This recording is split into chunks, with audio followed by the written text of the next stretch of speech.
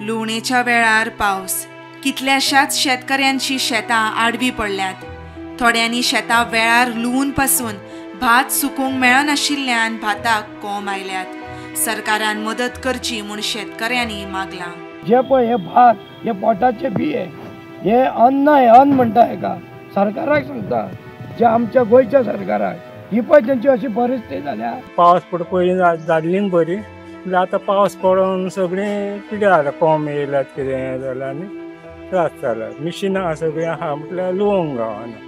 परत पावस पडतच आहा। पावसान हे खूब लॉस करून दवरलें। आख्ख्या पावसाक बरे भशेन काम केलें, बरें घातलेलें, सारें घालून कितें करून मेहनत खूब करून बरें हरशीं बरें पिकलेलें। पावसान आतां हें शेतां पडलीं आनी सगळीं कुसोन गेलीं। शेतकऱ्यांक खूबशें लुकसाण म्हणजे हिसपान जाल्यार पावसा लागून आमकां कांयच करूंक मेळना। पावसान आमचे सगळे कुसोन उडयले। पूण दवला थंयच आसा, ते वारी करूंक मेळना। कोण करता म्हणसर आमकां पावसान धापचे पडले, अर्धे भिजले आमचे। दोन कितें जालें, पावस पडलो की आडे पडले, सगळें उदक भरून खूब कुसले शेतां आमी आमच्या गाडयो रस्त्यार घातला। आनी लोकांची अशी हालत जाल्या, अशी परिस्थिती पळय। भरपाई कोण भरतलो? सरकारान जाता तितले बेगीन हेचें लक्ष मारचो। कमी 17 ते 18 खडी भात जाता, आमी खावंक खंय तरी आमकां कितें करपाचें, भरपाई दिवपाची।